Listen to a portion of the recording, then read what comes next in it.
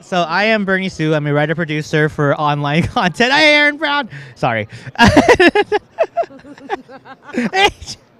It's our web people. It's our web peoples. They're just all hanging out.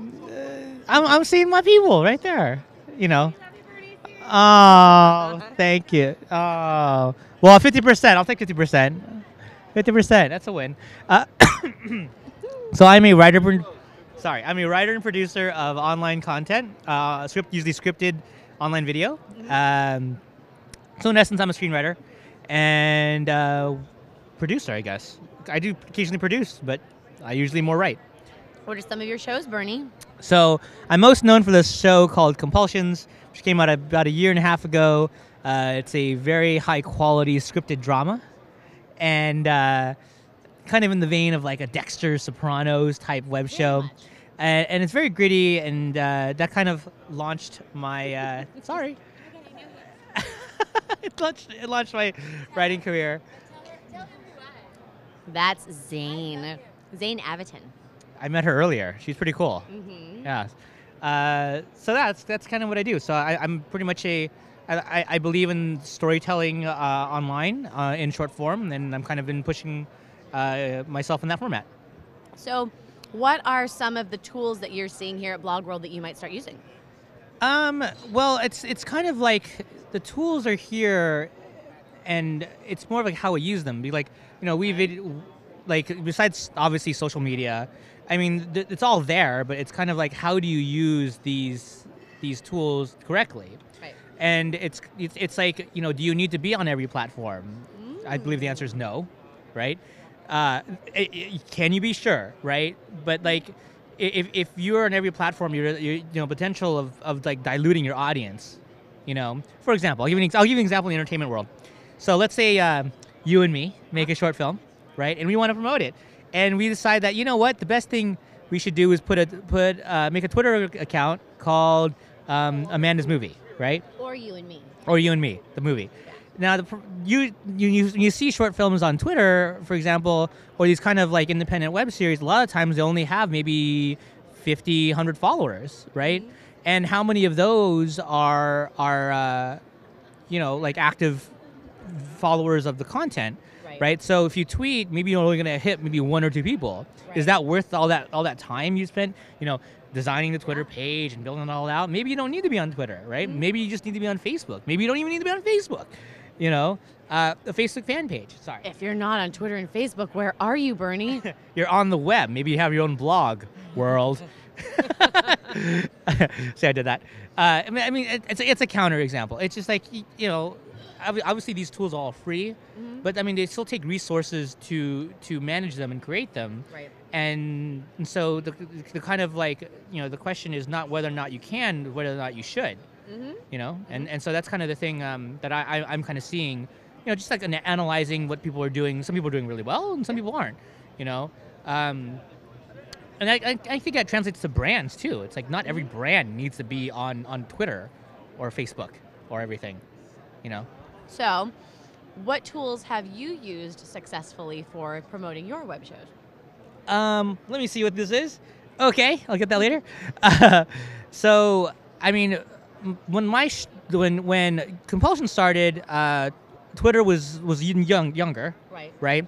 So it was a lot more effective. So we have a good couple thousand followers on Twitter, which is not a huge number, but it's enough to make it like relevant to the point where you're actually promoting stuff on Twitter. And in Facebook, we use a couple hundred. But at the time, our website was still pretty strong. Like we designed a good site. Cosmetically, it's compulsions.tv. Did you just say .tv? Yes. The .tv domain? Yes. VeriSign is telling us, in the world that we need to get more people to use the .tv domain. Well, I'm one of them. So problem solved, or goal accomplished, not problem solved. So regardless, I mean, I think building out a good site, by good meaning cosmetics and back-end search engine optimization, keywords, and all that stuff. When you have all that together, then you have a good site, right? And it's informative, and then people will discover you that way. It's not just tweeting into a vacuum of nothing, right? I mean, whatever the 55 million people are on Twitter, however many of them are actually reading, who knows, right? And if you only have 200 followers, is that really worth it? Okay. Yes. My mouth is really cold right now. My mouth is not. and that's not a euphemism? Yours isn't a euphemism. No, my mouth is genuinely very cold right now. So what are some of the new tools that you're considering using? The one I was looking at a few months ago was, as far as social media or online tools, I was very fascinated by Daily Booth, actually. I just like Daily Booth is kind of a social, like almost like a social tweet pic type thing. I guess, how do you describe it? Like a photo blogging system? Yeah, it's like a daily, you literally submit a daily photo of yourself. Yeah, and what was fascinating about that is that it's a photo of yourself. Sure, I mean, you could do that with Twitter anyway, but it's like, how it works, say, between you and me is I would say, I would take a photo of me going, hey, what do you think, or I'm bored, what are you doing? And then you would take a photo of yourself and you would, have a bowl of ice cream up. And you go, my mouth is cold. And you say, your mouth is cold, eating ice cream. And I'm like, and I would respond with another photo and going, maybe a smiley face or like a wanting, I don't know, and going, I want ice cream too, right? And I feel like there's something there in this in the storytelling space that you can play with. Right. I have not figured out exactly how to use it, but I'm curious. It intrigues me. I hadn't actually thought about using Daily Booth as a back and forth tool. I was thinking of it as, just taking daily images of myself and have it be almost an artistic thing. But I like the notion of it being used particularly for correspondence, collaborating, and storytelling. I mean, if you look at Daily Booth, I assume you're not a daily boother, right?